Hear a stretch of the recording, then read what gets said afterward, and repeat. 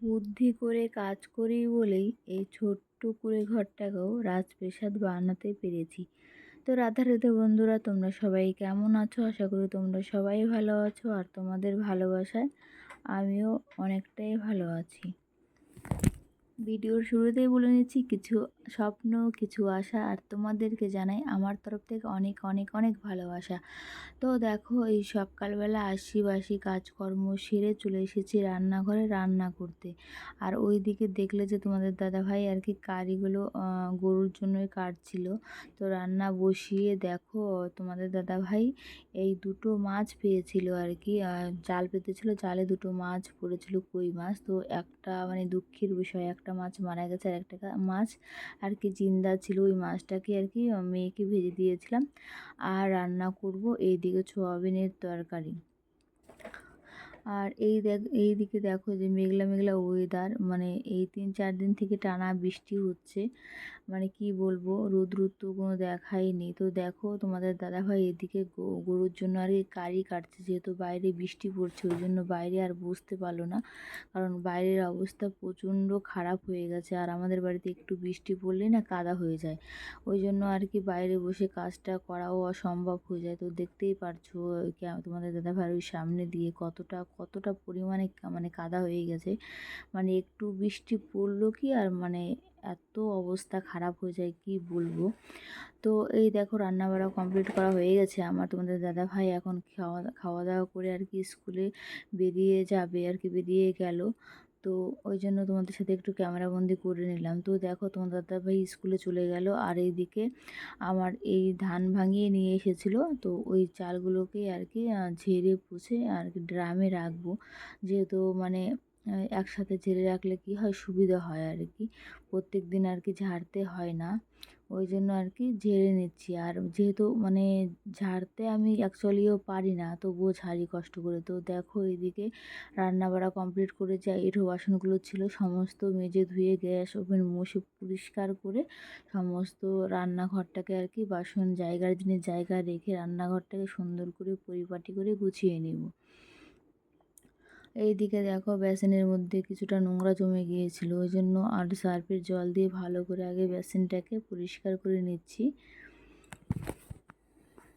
আর দেখো, এমনিতেও আমি শাড়ি পরতে পারি না ঠিকঠাক করে, ওই জন্য মানে কেমন একটা অগোছালো হয়ে আছে, কারণ নাইটিগুলো মানে সবটাই ভিজা ছিল, ওই জন্য শাড়ি পরেছি। যেহেতু আমি বাড়িতে শাড়ি পরি না, নাইটি পরেই থাকি। তো দেখো, সমস্ত কাজ কমপ্লিট করে ঘর সুন্দর করে মুছে সমস্ত ঘর মুছে সুন্দর করে গুছিয়ে পরিপাটি করে রাখলাম।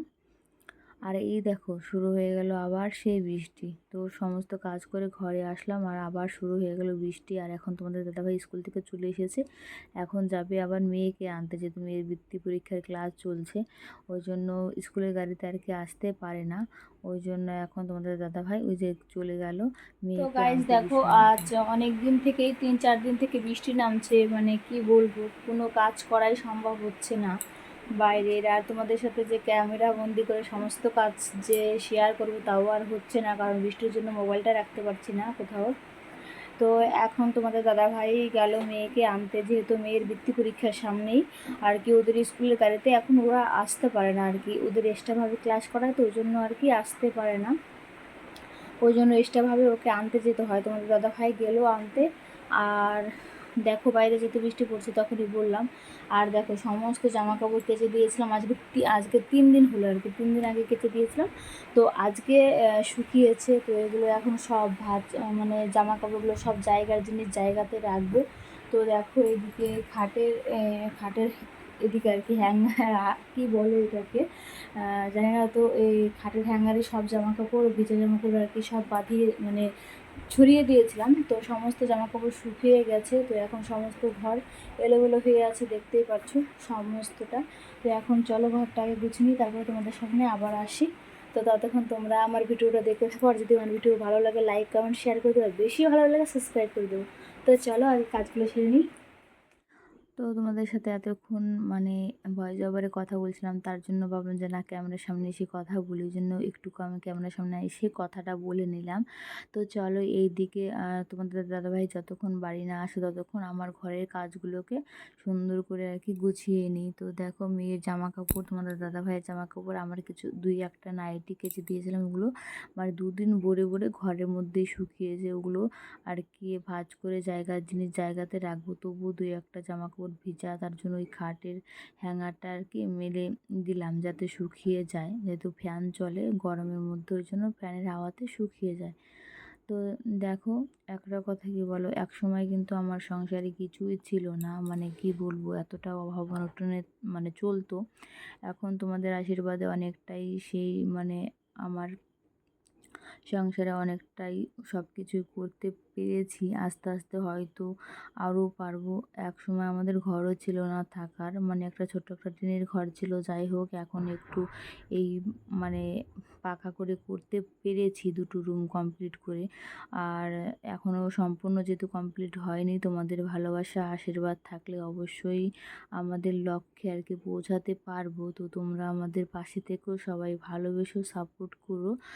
আর আরেকটা কথা বলে নিচ্ছি, আমি কিন্তু ইউটিউবে আগে একটা আমার চ্যানেল ছিল, তোমরা এর আগের ভিডিওতে বলেছি, তো কোনো কারণে চ্যানেলটাকে বাদ দিয়েছি, ওই চ্যানেলে আর ভিডিও দিই না এখন। তো এখন এই নতুন চ্যানেলটাকে আর কি ভিডিও দিচ্ছি, আর তোমরাও পাশে থেকো। তোমাদের একটা কথাই বারবার করে বলছি, তোমরা যদি পাশে থাকো তাহলেই আমার লক্ষ্যে আর কি আমি পৌঁছাতে পারবো। তো দেখো সুন্দর করে সংসারটাকে আর কি গুছিয়ে পরিপাটি করে রাখলে আর কি নিজেরও ভালো লাগে।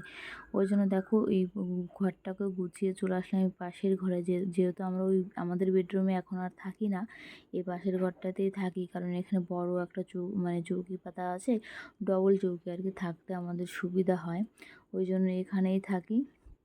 তো ওই ঘরটাকে আমাদের বেডরুম গুছিয়ে নিয়ে এই পাশের মানে ঘরটাকেও সুন্দর করে গুছিয়ে নিলাম। আর গুছিয়ে রাখলে বা গুছিয়ে থাকলে নিজেদেরও ভালো লাগে। আর ঠাকুমাদের কাছে শুনেছি যে মা লক্ষ্মীও নাকি বজায় থাকে। তো আজকের ভিডিওটা এখানেই শেষ করছি।